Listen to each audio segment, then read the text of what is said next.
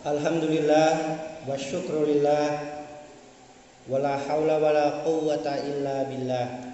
Asyhadu an la ilaha illallah wahdahu la syarikalah wa asyhadu anna Muhammadan abduhu wa rasuluh la nabiyya ba'dah. Allahumma sholli wa sallim wa barik ala Muhammad wa ala alihi wa ashabihi wa mawalah. Ayyuhal hadirun, usikum wa nafsi bitaqwallah faqad fazal muttaqun.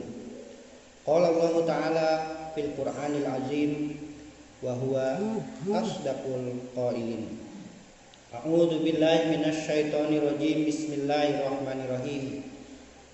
Ya ayyuhalladzina amanu taqullaha haqqa tuqatih wa la tamutunna illa wa antum muslimun.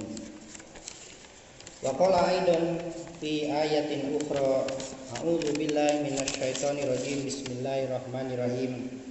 Ya ayyuhalladzina amanu dkhulu fis-silmi kafah wa la tattabi'u khutuwatis syaitan innahu lakum aduwwum mubin. Al-Baqarah 208. Ayyuhal hadirun jamaah rahimakumullah, marilah kita selalu memanjatkan rasa syukur kita kehadirat Allah Subhanahu wa taala yang telah memberi banyak sekali kenikmatan kepada kita lahir maupun batin, psikologis, dan tentu kita bersyukur yang sedalam-dalamnya atas nikmat yang paling besar yang masih diberikan kepada kita, yaitu nikmat iman dan Islam.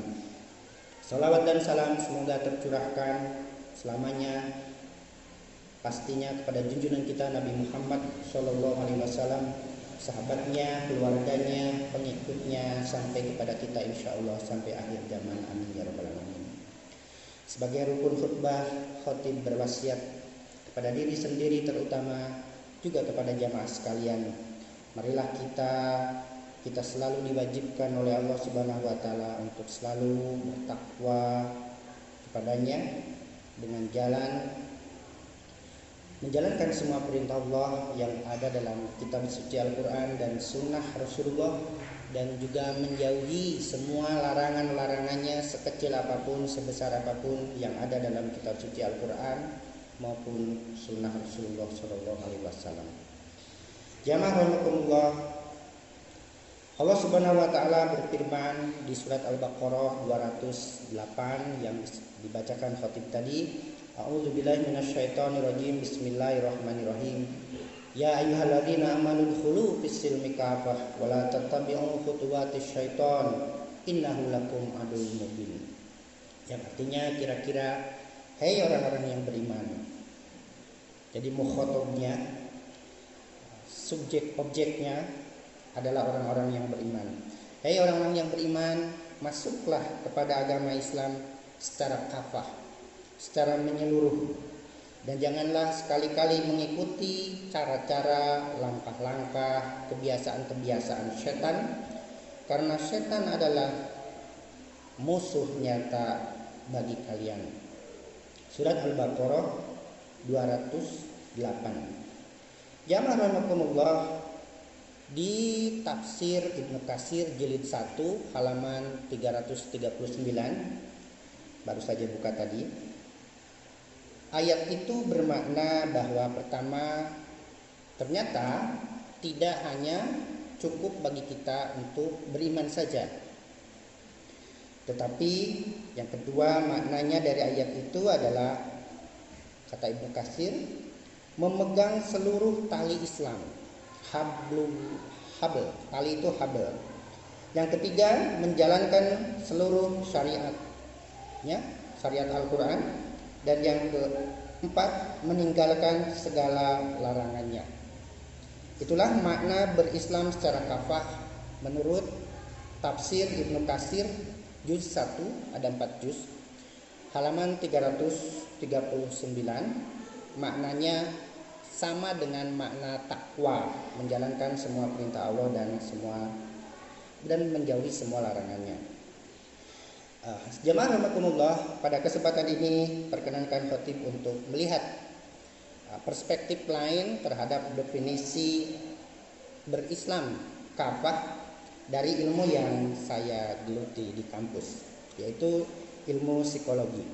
Jemaah rahimakumullah, dalam psikologi ada keberagaman ideal, keberagaman matang, ada healthy mindedness, ada psikografi agama, ada religious dimension, ada itu banyak sekali. Nah, pada kesempatan ini perkenankan khatib menganalisis ayat ini dari teori psikografi agama atau psikografi berislam.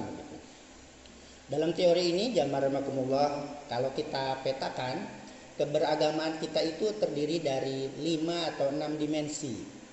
Yang pertama dimensi iman, keyakinan. Yang kedua dimensi ritual, ibadah. Yang ketiga dimensi intelektual, al-ilm. Yang keempat dimensi konsekuensial, dimensi moral.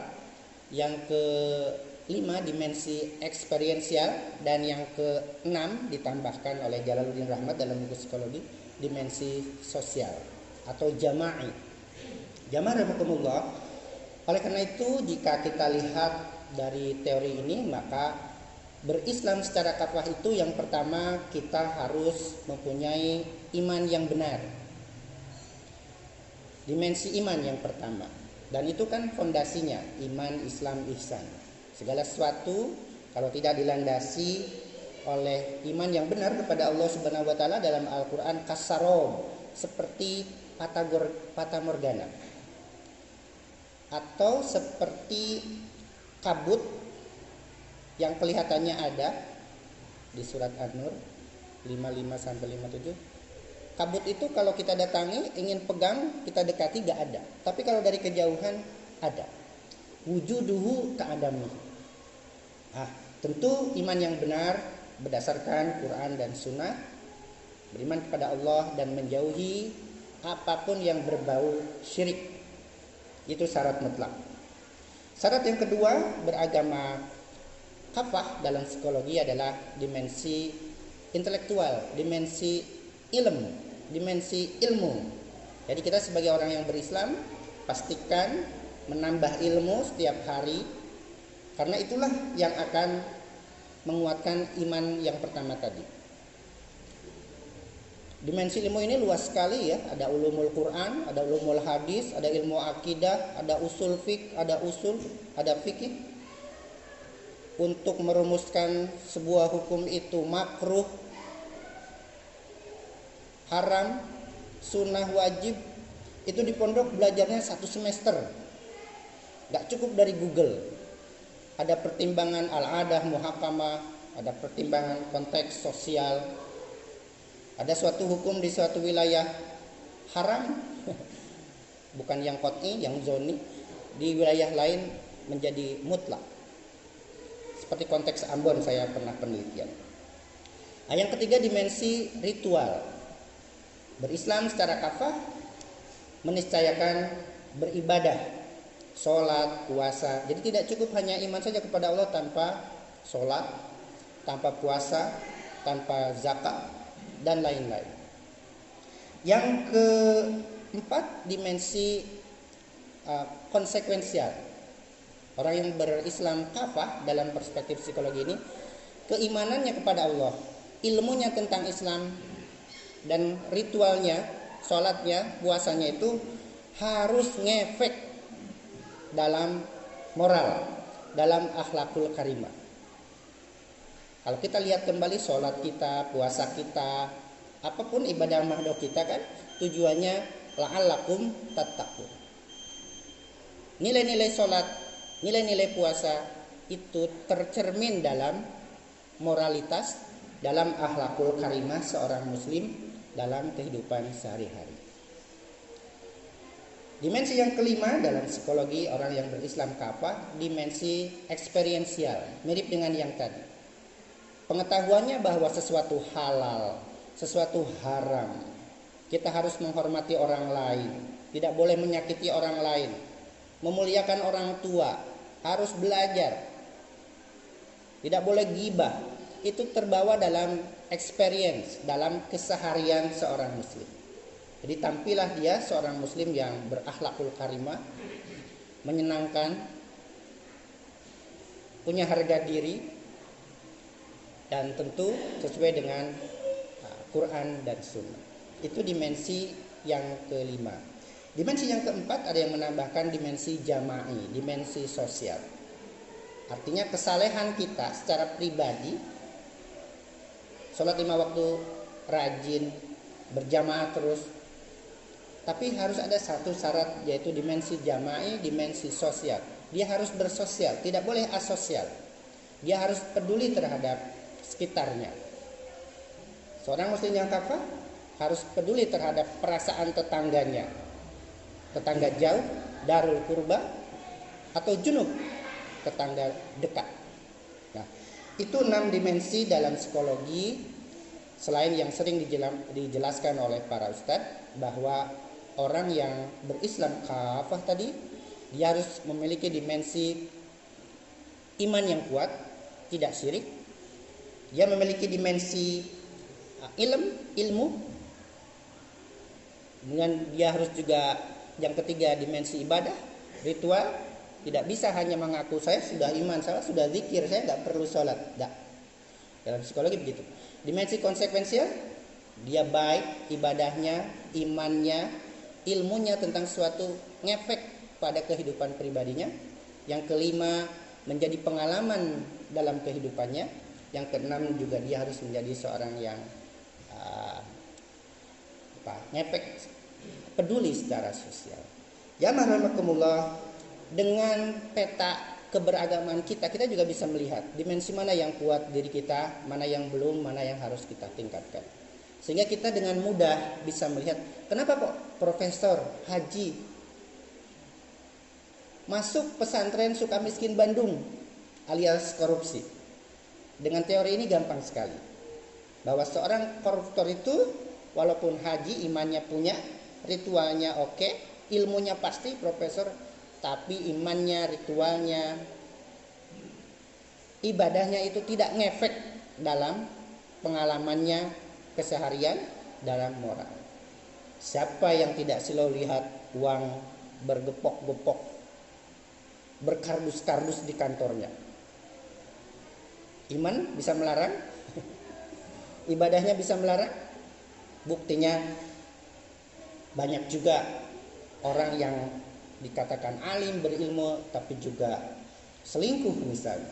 Karena itu tadi, imannya, ilmunya tentang halal haram, ibadahnya yang harusnya mengantarkan dia sebagai pribadi yang bertakwa, tidak ngefek, tidak berpengaruh pada pengalaman kesehariannya dan kehidupan pribadi maupun kehidupan sosialnya.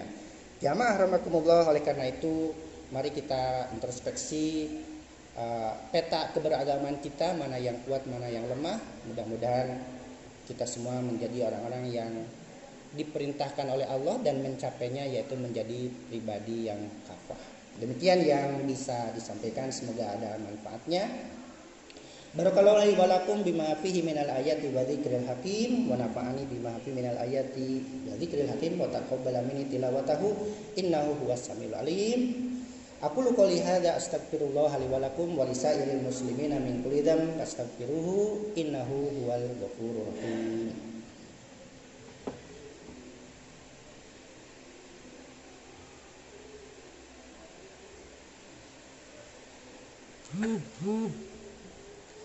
Alhamdulillahirabbil alamin alladzi an'ama 'alaina bi ni'matil imani wal islam. Asyhadu an la ilaha illallah wahdahu la syarikalah wa asyhadu anna Muhammadan 'abduhu wa rasuluhu la nabiyya ba'dah. Allahumma shalli wa sallim wa barik 'ala Muhammad wa 'ala alihi wa ashabihi wa man wala.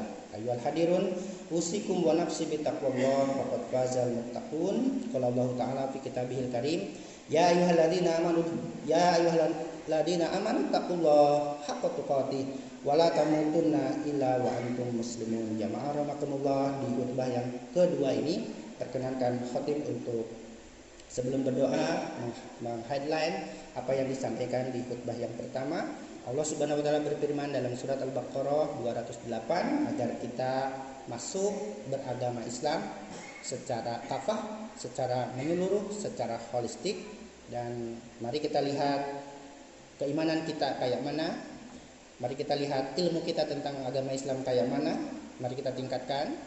Ibadah kita, ritual kita kayak mana, akhlak kita kayak mana, pengalaman kita sebagai muslim apakah sudah mencerminkan nilai Islam, dan bagaimana juga kita secara sosial bergaul di masyarakat. Semoga Allah Subhanahu wa taala yang Maha Kuasa, yang bisa menciptakan segala sesuatunya buat kita, menjadikan kita pribadi-pribadi muslim yang kafah, yang menyeluruh, yang bisa mendapatkan ridho Allah Subhanahu wa taala di dunia dan juga terutama di akhirat kelak. Amin ya Allah ya rabbal alamin. Marilah kita berdoa. A'udzubillahi minasyaitonirrajim. Bismillahirrahmanirrahim. Innallaha wa malaikatahu yusholluna 'alan nabi ya ayyuhalladzina amanu shallu 'alaihi wa sallimu taslima. Allahumma ighfir lil muslimin wal muslimat wal mu'minin wal mu'minat al ahya'i minhum wal amwat bi rahmatika ya arhamar rahimin. Allahumma ighfir lana dzunubana wa dzunuba walidaina warhamhuma kama rabbayana shighara. Allahumma ighfir lana dzunubana wa dzunuba walidaina warhamhuma kama rabbayana shighara. Allahumma ighfir lana dzunubana wa dzunuba walidaina warhamhuma kama rabbayana shighara. Allahumma inna nas'aluka salamatan fid din wa afiyatan fil jasad wa ziyadatan fil ilmi wa barakatan fil rizqi wa taubatan qabla al maut wa rahmatan indal maut wa maghfiratan ba'dal maut. Hawwin alaina fi syakaratil maut wan najata minan nar wal afwa indal hisab. Allahumma inna nas'aluka ilman nafi'an wa rizqan wasi'an wa shifaan min kulli da'in wa saqam. Allahumma la tad'a fi maqamina hadha damban illa ghafarta wa la hamman illa faridta wa la 'aiban illa syatarta wa la maridan illa syafaita wa la dainan illa dafa'ta wa la hajatan min hawaijid dunya illa qadaita halana khairan ya Allah ya rabbal alamin. Rabbana zalamna anfusana wa illam taghfir lana wa tarhamna lanakunanna minal khasirin. Rabbana zalamna anfusana wa illam taghfir lana wa tarhamna lanakunanna minal khasirin. Rabbana zalamna anfusana wa illam taghfir lana wa tarhamna lanakunanna minal khasirin. Rabbana la tu'akhidna in nasina wa akhtana. Rabbana wa la tahmil 'alaina isran kama hamaltahu 'alal ladzina min qablina. Rabbana wa la tuhammilna ma la taqata lana bih. Wa'fu 'anna waghfir lana warhamna anta maulana fansurna 'alal qaumil kafirin. Rabbana hab lana min azwajina wa dzurriyyatina qurrata a'yun waj'alna lil muttaqina imama. Rabbana ij'alna muqimis shalah min dzurriyyatina rabbana wa taqabbal du'a. Rabbana ij'alna muqimis shalah wa min dzurriyyatina rabbana wa taqabbal du'a. Rabbana ij'alna muqimis shalah wa min dzurriyyatina rabbana wa taqabbal du'a. Rabbana atina fid dunya hasanah wa fil akhirati hasanah wa qina adzabannar. Subhana rabbika rabbil izzati amma yasifun wa salamun alal mursalin walhamdulillahi rabbil alamin. Aqimis shalah.